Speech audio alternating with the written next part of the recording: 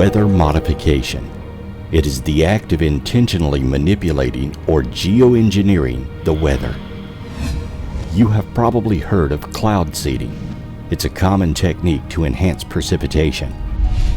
Cloud seeding entails spraying small particles such as silver iodine into clouds in order to affect their development, usually with the goal of increasing precipitation. But current weather modification goes much further than simple rain creation. Then there is the often used global warming term. Global warming and climate change can both refer to the rise in the average temperature of the Earth's climate system and its related effects. Scientific evidence shows that the climate system is warming. More than 90% of the additional energy stored in the climate system since 1970 has gone into ocean warming. The remainder has melted ice and warmed the continents and atmosphere.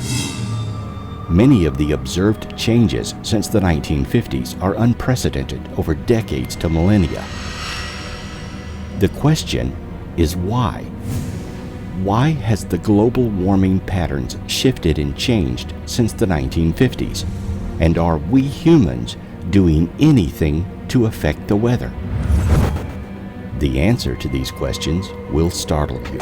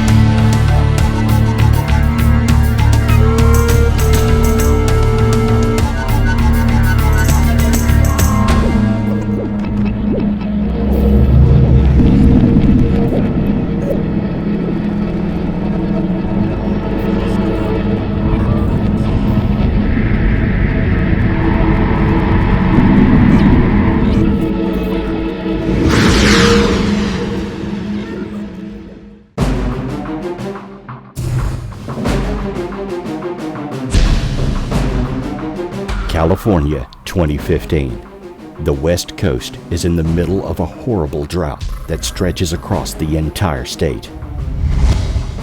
The drought has already wreaked havoc with the state's agricultural sector, is expected to cost $2.2 billion in 2015 alone, and shows no sign of relenting anytime soon.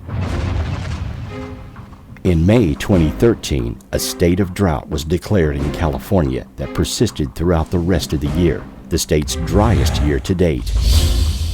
In December, a massive wildfire broke out near Big Sur, thought to have been spurred by the dry spell. More than 900 acres of land were destroyed in the blaze. The drought continued into 2015. The logical explanation given by scientists was that the drought was the result of global warming, man-made climate change, or both. Geoengineer theorists are not buying this explanation. According to theorists, geoengineers have cut the rainfall in California with the continuous spraying of aerosols and use of ionosphere heating. By turning California into a desert, its citizens will be at the mercy of the government to supply food they can no longer provide for themselves, leaving the government in total control of the population.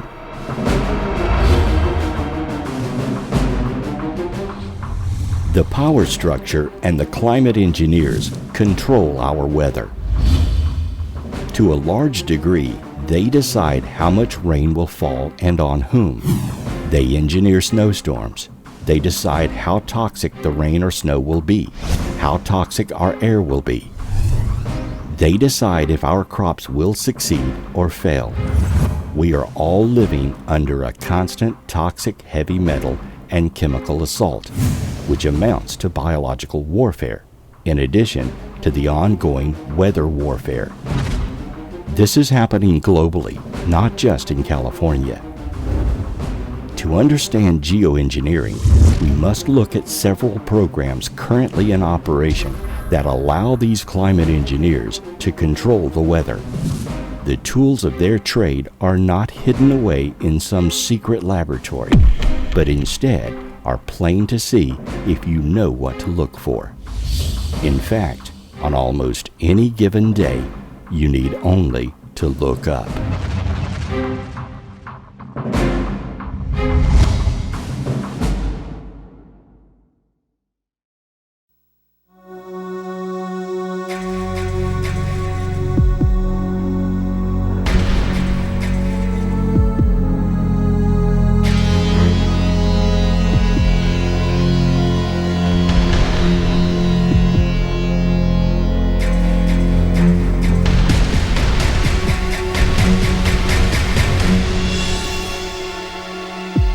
According to the chemical conspiracy theory, long-lasting trails left in the sky by high-flying aircraft are chemical or biological agents deliberately sprayed for sinister purposes, undisclosed to the general public.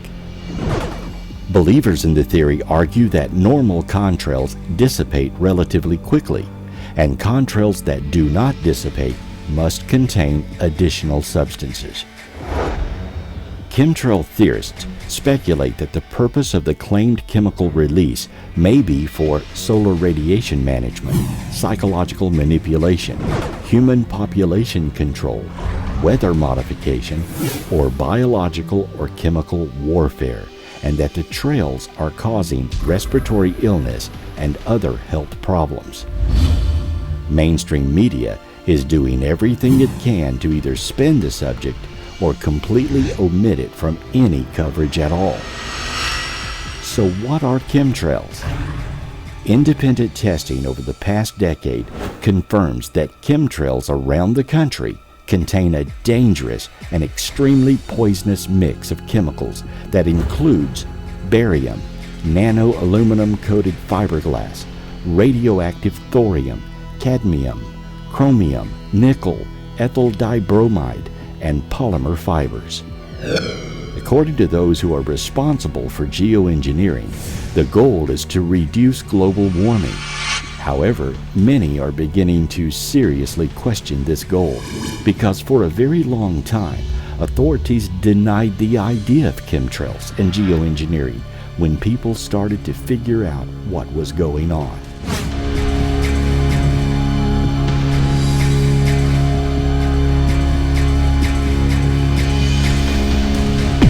These sprays pollute the soil, water, and air while compromising the health of humans, animals, and plants. Monsanto has developed seeds that will weather the effect of the sprays, creating a tidy profit for the corporation while organics suffer. Monsanto's GMO seeds are specifically designed to grow in the high presence of aluminum. If this poisoning continues, true organic farming may become impossible in the not-so-distant future. When aluminum pollutes soil and water, it kills crops. It collects in people and causes diseases. Geoengineering is not a conspiracy. It's the deliberate and large-scale intervention in the Earth's climate system. Simply put, it's the spraying of chemicals into the air via airplanes and into the atmosphere. However, spraying us is just one method the government and agencies under it are using to modify the weather. Electronic systems such as HAARP are used to lock certain weather patterns in place and bring rain to some, while others fry.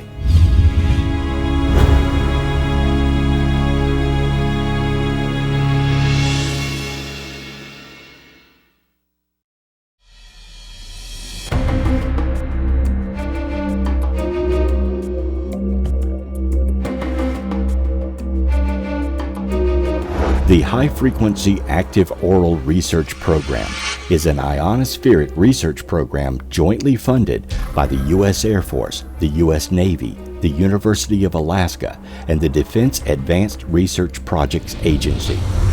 The most prominent instrument at HAARP stations is the Ionospheric Research Instrument, or IRI, a high-powered radio frequency transmitter facility operating in the high-frequency band. The IRI is used to temporarily excite a limited area of the ionosphere. Other instruments, such as a VHF and UHF radar, a fluxgate magnometer, an ionospheric sounding device, and an induction magnometer, are used to study the physical process that occurs in the excited region. Experiments are conducted which use electromagnetic frequencies to fire pulsed directed energy beams in order to temporarily excite a limited area of the ionosphere. Some scientists state that purposely disturbing this sensitive layer could have major and even disastrous consequences. HAARP geoengineers use these radio arrays to shift and move weather patterns around the globe, often locking one pattern into place, which causes drought and famine in selected locations around the Earth. The current drought on the West Coast has been caused and is being consistently utilized to keep California in drought conditions. Many speculate the drought is in place to diminish crop production and keep the citizens of the United States dependent on Monsanto seeds and global trading. HAARP can and is used against enemies of the world, causing flooding in Pakistan and weather issues in other nations who do not comply with American rule. HAARP can selectively generate earthquakes, volcanic eruption, and other disasters reported as natural. The Defense Advanced Research Projects Agency, or DARPA, is an agency of the U.S. Department of Defense responsible for the development of emerging technologies for use by the military. DARPA's original mission, established in 1958, was to prevent technological surprise like the launch of Sputnik, which signaled that the Soviets had beaten the U.S. into space. The mission statement has evolved over time. Today, DARPA's mission is still to prevent technological surprise to the U.S., but also to create technological surprise for our enemies. DARPA, along with the Air Force, Navy, and the University of Alaska, is the primary funding agency for HAARP. DARPA oversees several sub-agencies, including the Biological Technologies Office, which fosters, demonstrates, and transitions breakthrough fundamental research, discoveries, and applications that integrate biology, engineering, and computer science for national security. HAARP not only changes the weather, it has had disastrous effects on the bee population worldwide.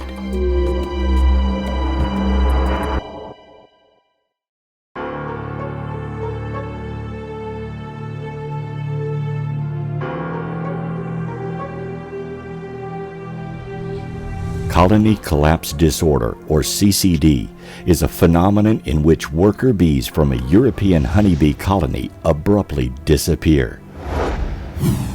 The syndrome was named in late 2006 in conjunction with a drastic rise in the number of disappearances of Western honeybee colonies in North America. European beekeepers observed similar phenomenon in Belgium, France, the Netherlands, Greece, Italy, Portugal, and Spain, and initial reports have also come in from Switzerland and Germany, while the Northern Ireland Assembly received reports of a decline greater than 50%.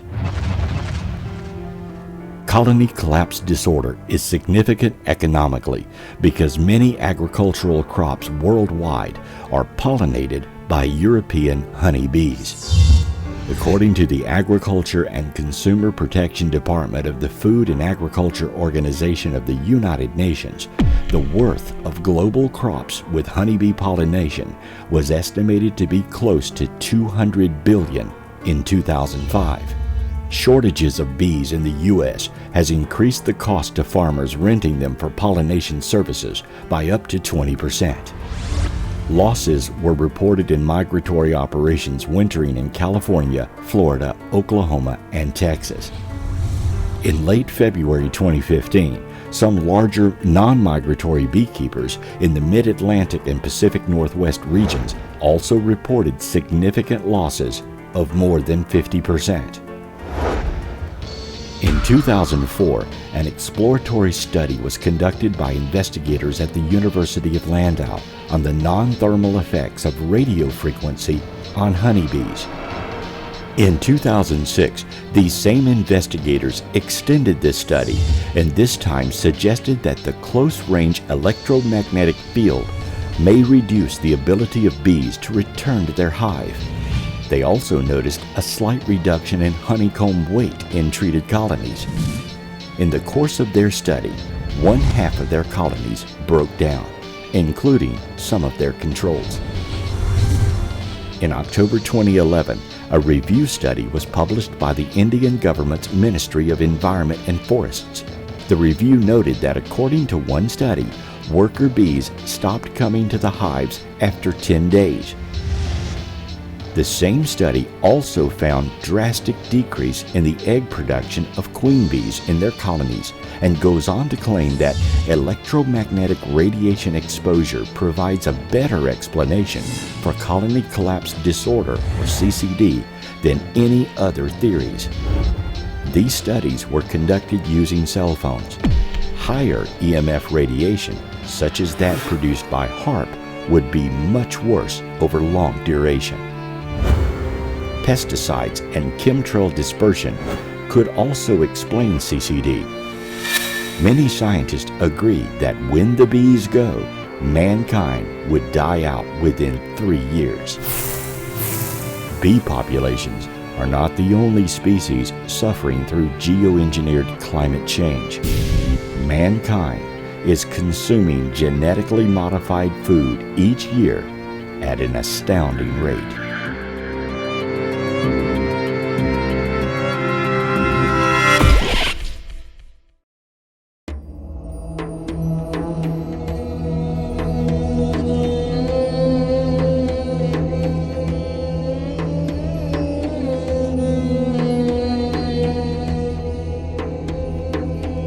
We are all lab rats in a genetic experiment conducted by the government and administered by Monsanto, a corporation responsible for most of the food production in the United States.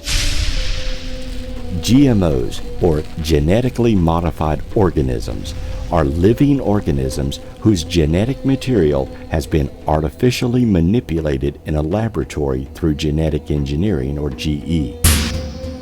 This relatively new science creates unstable combinations of plant, animal, bacterial, and viral genes that do not occur in nature or through traditional crossbreeding methods.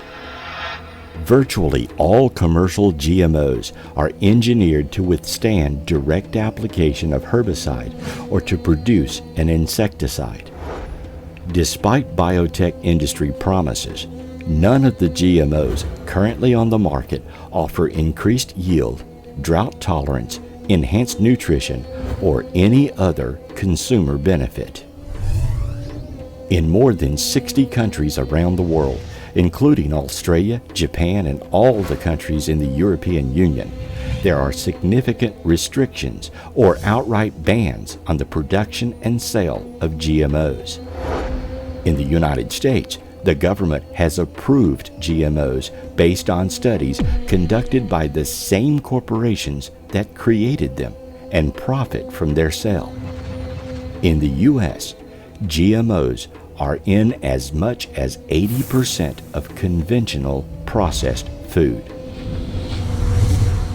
Over 80% of all GMOs grown worldwide are engineered for herbicide tolerance.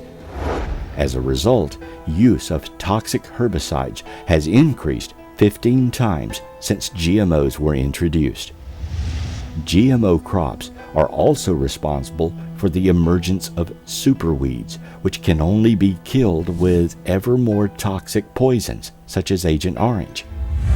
The long-term impacts of GMOs are unknown, and once released into the environment, these organisms cannot be recalled. Biotechnology companies have been able to obtain patents to restrict their use. As a result, the companies that make GMOs now have the power to sue farmers whose fields are contaminated with GMOs, even when it is the result of inevitable drift from neighboring fields. GMOs therefore pose a serious threat to farmer sovereignty and to the national food security of any country where they are grown, including the United States. GMOs are not just in corn. They can be found in baby food, breads, candy, fruits and grains, fish, eggs, as well as body products. There is virtually no food available in the USA that is not on a GMO list. They are in beverages, herbs, and spices as well. The odds are most of the food in your kitchen or obtained from a restaurant is contaminated with GMOs.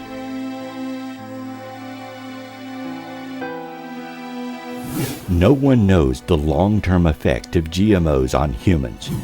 No studies exist to determine any ill effects these genetically designed products will have on American citizens. Of course, all studies of effects that do exist are conducted by the very companies that produce them, and to say they are harmful would seriously disrail their own profits. Monsanto is one of the largest and most wealthy corporations in the nation.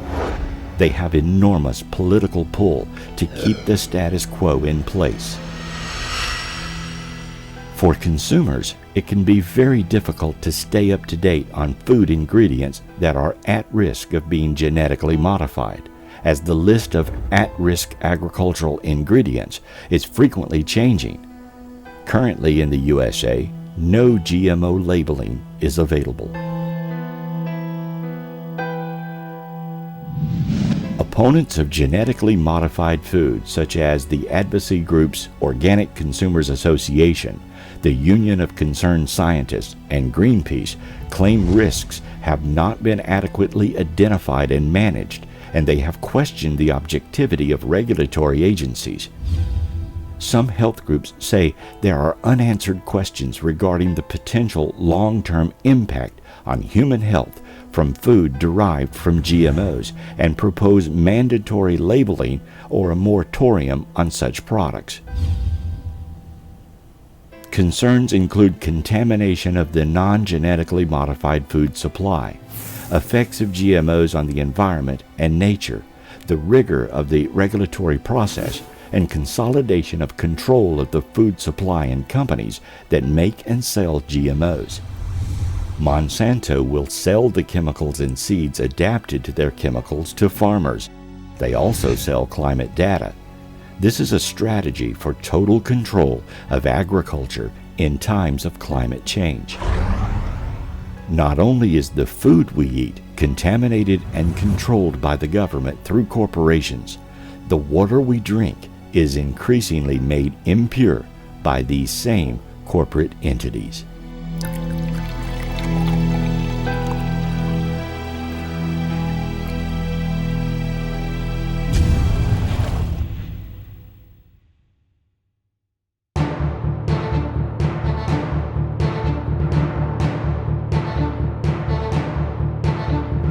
In an effort to squeeze as much oil out of the earth as possible, corporations have taken to fracking. Hydraulic fracturing, or fracking, is a technique designed to recover gas and oil from shale rock. Fracking is the process of drilling down into the earth before a high-pressure water mixture is directed at the rock to release the gas inside. Water, sand, and chemicals are injected into the rock at high pressure, which allows the gas to flow out to the head of the well. The extensive use of fracking in the U.S., where it has revolutionized the energy industry, has prompted many environmental concerns. Fracking uses huge amounts of water that is injected into the fracking site at significant environmental cost. Worry that potentially carcinogenic chemicals used may escape and contaminate groundwater around the fracking site. There are also worries that the fracking process can cause small earth tremors. 2 small earthquakes of 1.5 and 2.2 magnitude hit the Blackpool, Europe area in 2011 following fracking.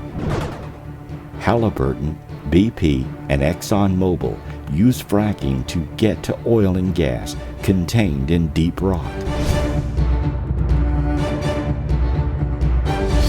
Some people who live near fracking sites have become seriously ill from drinking contaminated water. Others can light their tap on fire due to the amount of methane in the water. The oil and gas industry isn't required to disclose the chemicals they use in the fracking process, but many are known endocrine disruptors and carcinogens. Communities with fracking have seen declines in property values, increases in crime, and losses in local tourism and agriculture. Methane, a potent greenhouse gas that contributes to climate change, leaks from fracking industry sites into the atmosphere.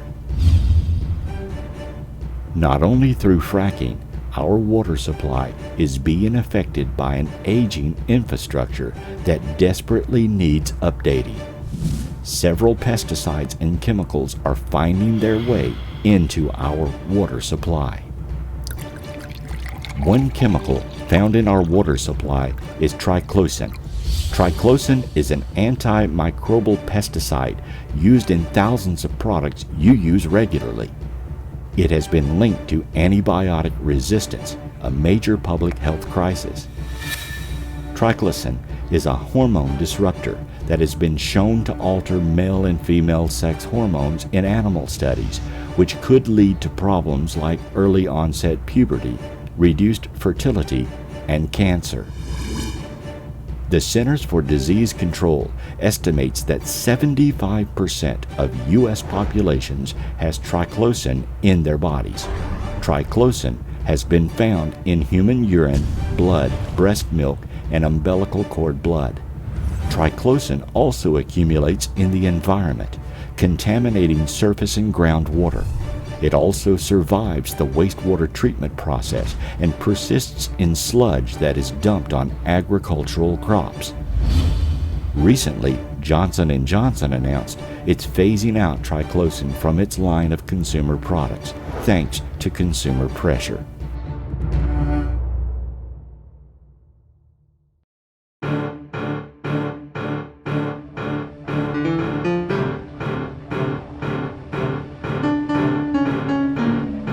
All of the aforementioned geoengineering methods are being used to create drought in California today.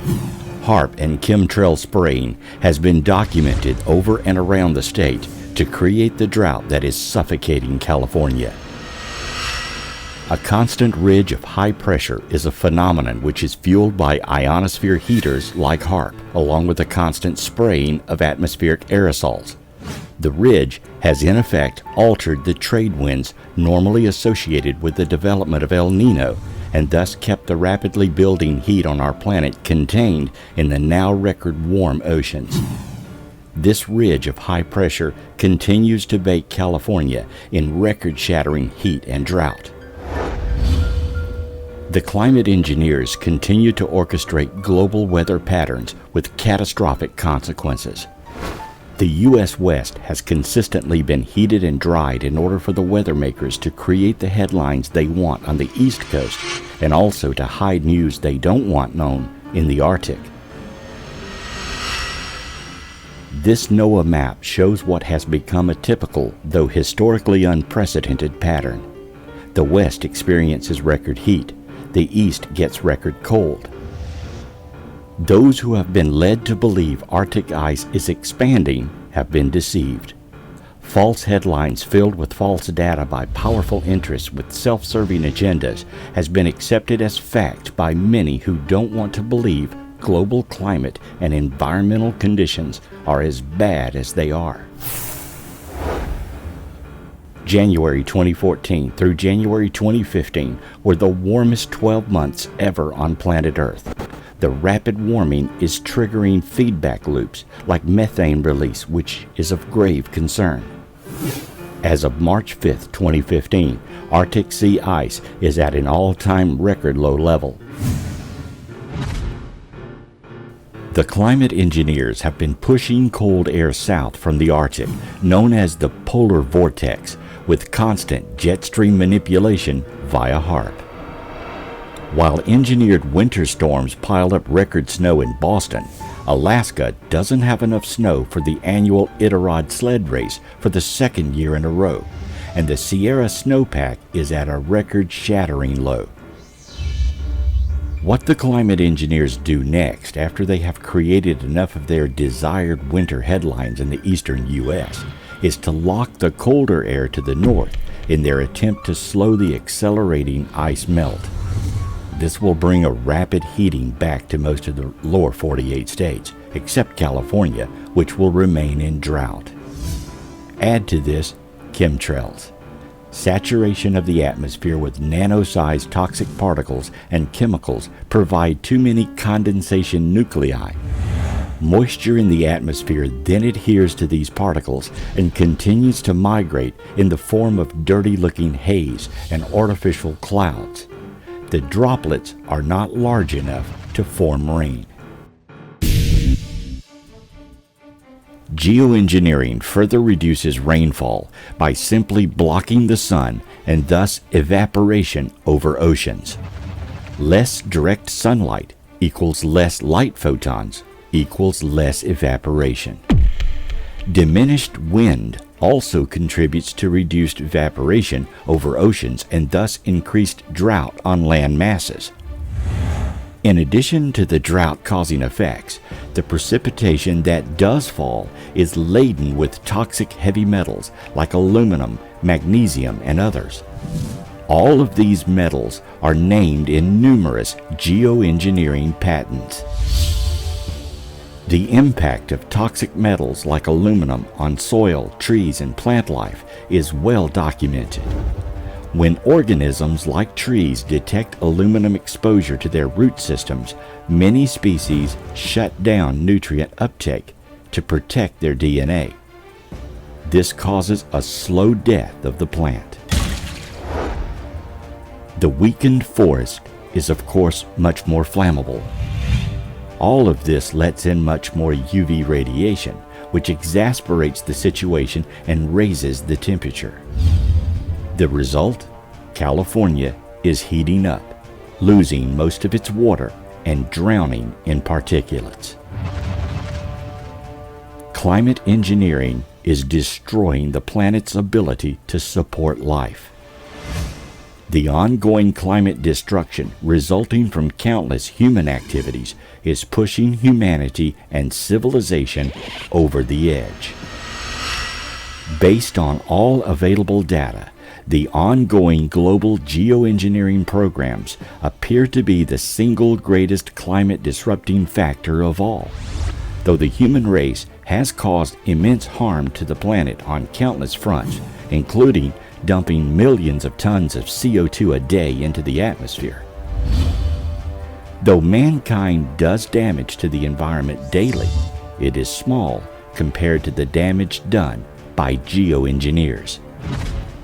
One need only to study environmental patterns in the news to see the effect of geoengineering.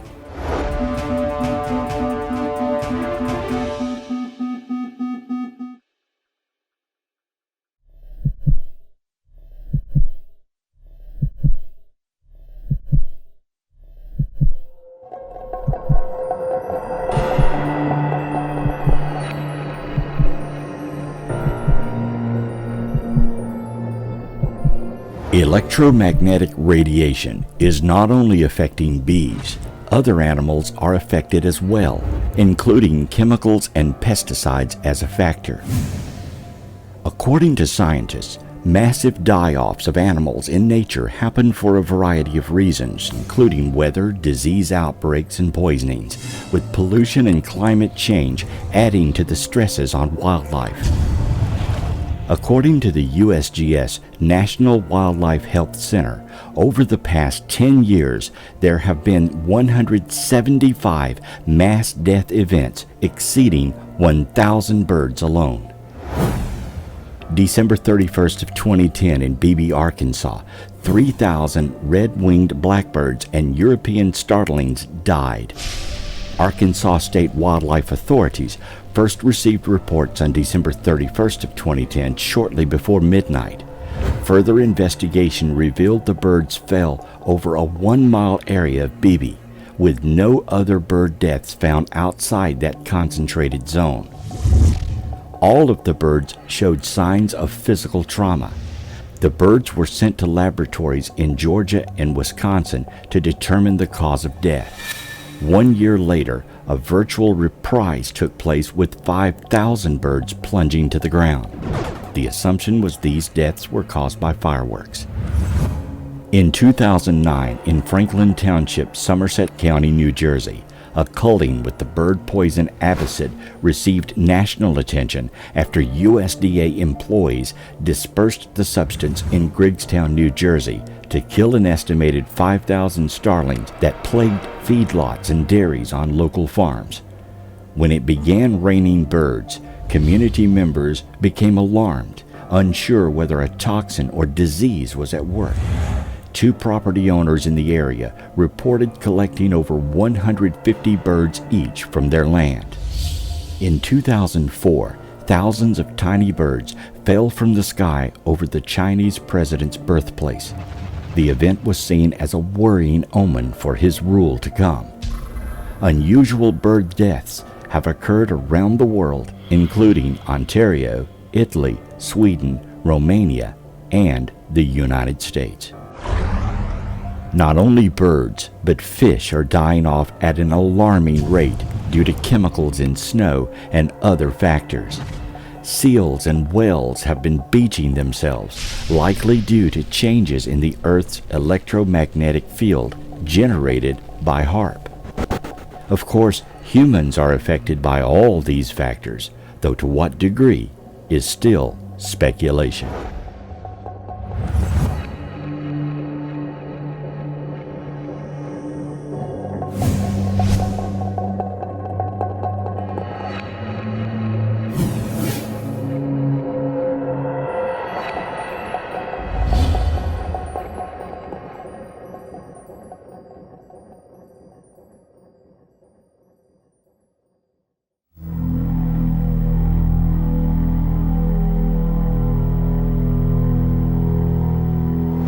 The ongoing weather warfare is wreaking havoc on planet Earth. Climate engineering is combining with other forms of chemical damage to the planet. This combination will become rapidly more destructive. The unraveling of the biosphere's life support system is bringing more drastic consequences by the day. As Earth descends into meltdown, the dominant military powers continue to wage weather warfare, which is further worsening an already badly damaged climate system. Crops are declining, ecosystems are being torn apart, and populations are being decimated. Record numbers of sinkholes are occurring in the United States and around the world. Massive flooding occurs in the east while the west remains in drought. We're also seeing a horrific increase in earthquakes.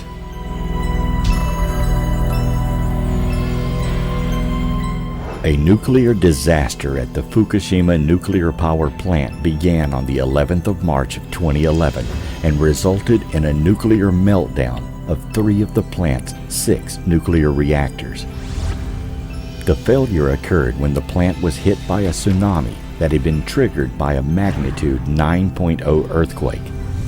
The following day, substantial amounts of radioactive material began to be released, creating the largest nuclear incident since the Chernobyl disaster in April of 1986, and the only to measure level 7 on the International Nuclear Event Scale. Some 300,000 people evacuated the area. 15,884 people died due to the earthquake and tsunami, and as of August of 2013, approximately 1,600 deaths were related to the evacuation or its consequences, such as living in temporary housing and hospital closures. The exact cause of the majority of these evacuation-related deaths were unspecified because that would hinder the deceased relative's application for financial compensation. There exists considerable uncertainty about the amount of damage the reactor cores sustained during the accident. Radioactivity, including iodine-131, caesium-134, and caesium-137, were widely observed. This emission of radioactivity into the sea represents the most important individual emission of artificial radioactivity ever observed. On the 12th of March, radioactive releases first reached a CTBTO monitoring station in Japan around 200 kilometers away. The radioactive isotopes appeared in eastern Russia on the 14th of March and the west coast of the United States 2 days later. By day 15, traces of radioactivity were detectable all across the northern hemisphere. Within 1 month, radioactive particles were noted by CTBTO stations in the southern hemisphere. Radiation levels continue to be detected to this day. In the days following the 2011 earthquake and nuclear plant explosions, seawater meant to cool the nuclear reactors instead carried radioactive elements back to the Pacific Ocean. Radioactive plutonium was one of the elements streamed back to sea. Scientists at the NASA Goddard Space Flight Center in Maryland discovered some strange atmospheric anomalies over Japan just days before the massive earthquake and tsunami struck on March 11th. Seemingly inexplicable and rapid heating of the ionosphere directly above the epicenter reached a maximum only 3 days prior to the quake, according to satellite observations, and that suggests that direct energy emitted from transmitters used in the high-frequency active auroral research program may have been responsible for inducing the quake. Numerous credible reports and scientific observations reveal that HAARP technology is fully capable of being used as a scalar weapon, meaning it can emit strong electromagnetic pulse bombs that can alter weather or trigger seismic fault lines. Readings from the HAARP induction magnometer, which visualizes the frequency spectrum of signals detected in the Earth's geomagnetic field, show that a steady ultra-low frequency of roughly 2.5 Hertz was being broadcast days before the earthquake. The 2.5 Hertz happens to be the exact same frequency as the natural resonance produced by an earthquake.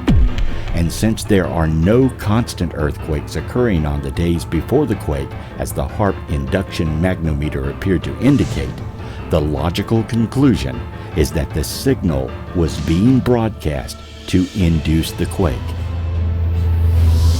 On April 28, 1997, then United States Secretary of Defense William S. Cohen stated, "Others are engaging even in an eco-type terrorism, whereby they can alter the climate, set off earthquakes, volcanoes remotely through the use of electromagnetic waves." His statement was a response to a question about terrorism and what technologies existed to combat it. Triggering an earthquake often redirects the media's attention to the quake so that other more important political events are overlooked by the mainstream media.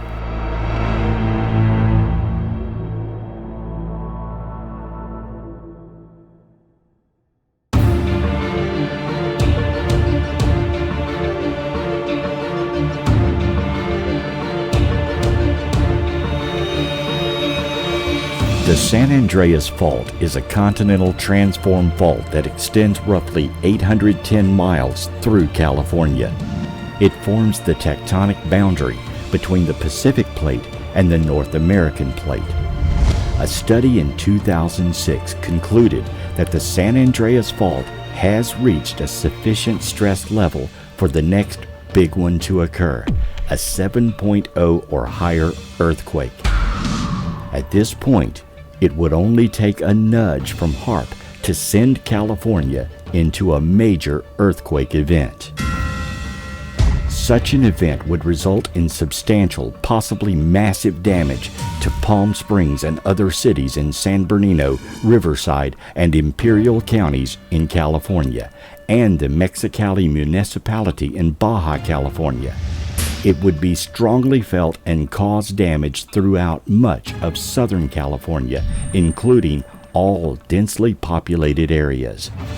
The last earthquake along the fault occurred in 2004. The Northridge earthquake of 1994 was the first major quake to occur directly under an urban area since the 1933 Long Beach earthquake. The Northridge quake caused the strongest ground movement forces ever recorded in an urban area in North America. Although no deaths resulted directly from the tremor, damage was widespread, and the costs of repairing collapsed highways and damaged homes and infrastructure ran into the billions. For Californians, the question is not if, but when another devastating earthquake will occur on the shaky ground where they make their homes. Earthquake drills are a regular event at schools and at businesses, and they all have plans for such an emergency. With HAARP operating in and near California, an accidental earthquake trigger could happen at any moment. Californians are using more and more of the groundwater under the state to stave off the drought geoengineers are holding into place. This is changing the distribution of the water table under California. Sinkholes and mudslides are also contributors and indicators. Combined with the heat wave locked into place over California, heating the ground and raising the thermal temperature, one can see the big one surely is not far from happening.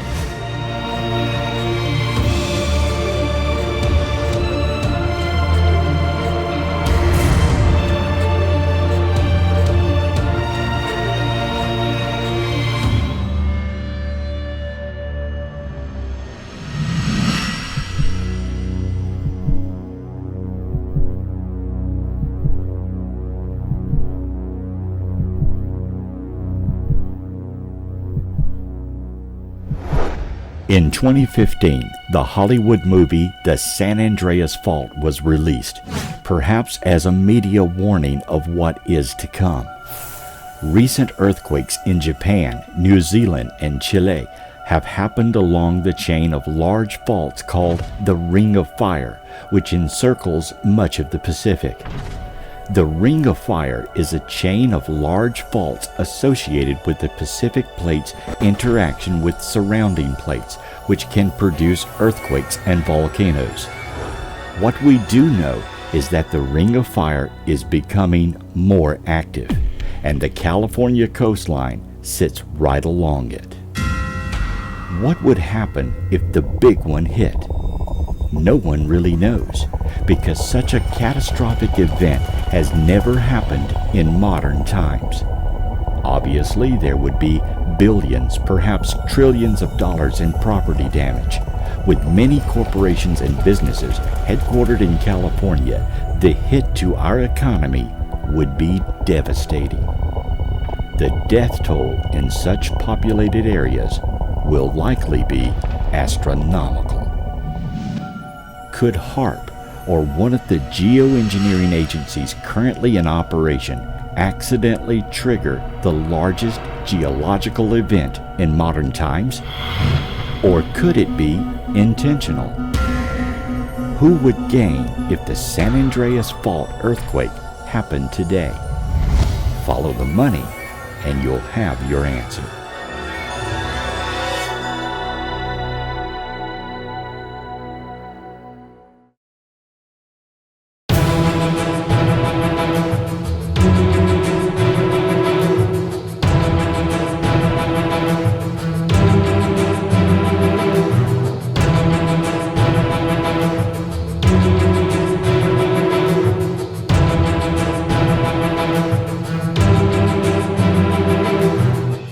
world's biggest volcano erupted, much of the United States would be left covered in ash.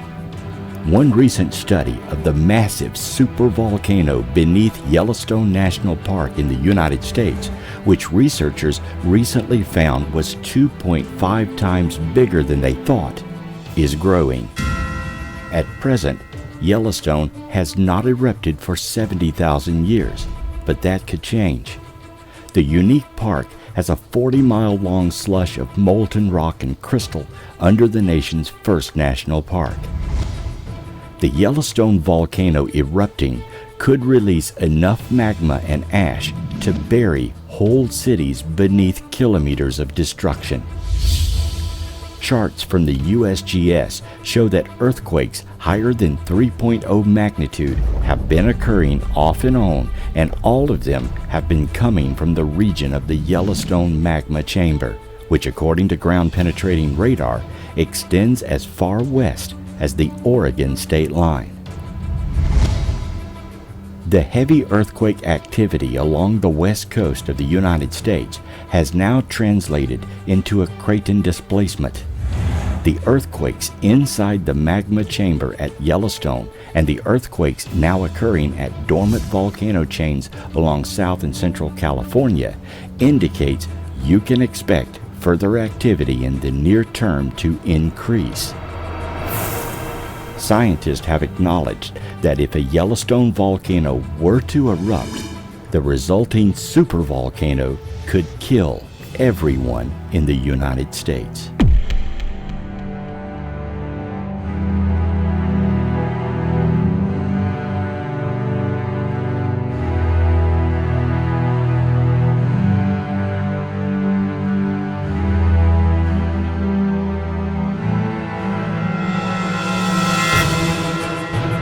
Heat from within the earth and in the air is having a profound effect on our climate. It also has a profound effect on our politics. The predicted ice melting in the Arctic due to geoengineering brings with it many economic and financial, geopolitical, and military implications. Both government and corporate interests have been raging all around this highly consequential issue. As a matter of fact, approximately 13% of the world's oil reserves and other resources are under the ice in the Arctic region. The melting of the Arctic, as stated by various governments, would also create the opening of a new shipping lane to those regions. The opening up of these ice waters would save massive amounts of time, money, and fuel for shipping companies, creating opportunities for economic growth. Because of this, there are major plans afoot by all concerned nations to take control of their piece of the Arctic pie. Governments and corporations alike are now fighting a silent war to determine who will take control of the whole region. Russia, Canada, and the United States have the biggest stake and have all deployed their militaries in the region in what appears to be a quest for establishing themselves as the Arctic region's superpower. The Arctic regions could be warmed quickly by using aircraft to spray chlorine or bromide into the stratosphere in order to destroy the ozone layer. There is recorded and significant change in our UV index, which is the protective layer in the atmosphere that shields planet Earth from the sun's harmful rays. When diminished, the sun is stronger, leading to a greater melting of ice.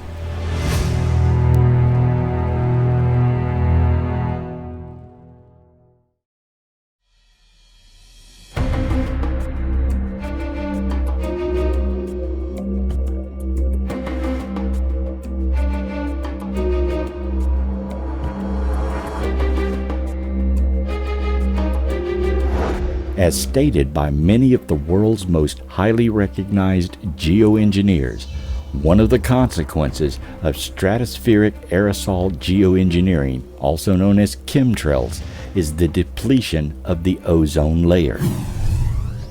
Through the process of spraying aluminum oxide and other chemicals into our atmosphere, we have the capability to manipulate and divert jet streams and weather patterns into certain regions. While there are many corporate agendas that can be achieved by these actions, the recent polar vortexes are believed by many to be an unnatural diversion of the jet stream's natural path, which is bringing warmer air into the Arctic region. As a result, warmer air and moisture is being pushed north of California, causing the historic 1,000-year drought in the West. As this meteorological engineering dynamic plays out in the Arctic, the natural rebound of the jet stream is bringing unusual cold air and much moisture into the Midwest.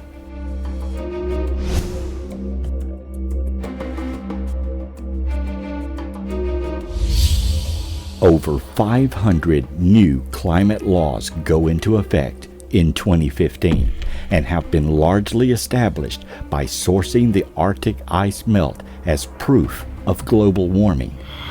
Many of these laws are believed to be a step towards making unlawful geoengineering programs legal, thus creating a world government apparatus empowered to establish a new global taxation regime.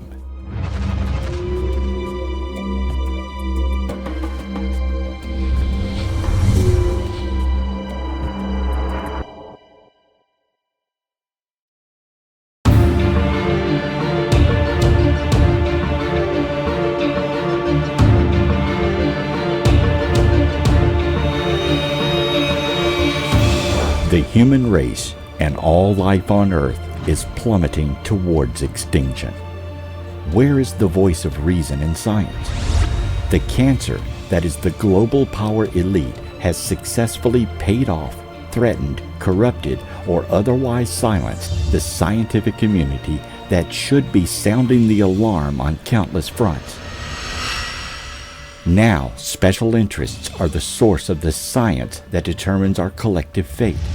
From the blatantly visible climate engineering assault taking place in our skies day in and day out, to the GMO insanity and countless things in between, the unraveling of the biosphere and the web of life is accelerating rapidly. The global population must be awakened to the war that is being waged against them by those in power. So many in the scientific community will come out from the shadows if we the people can provide the cover to do so. All must do their part to sound the alarm.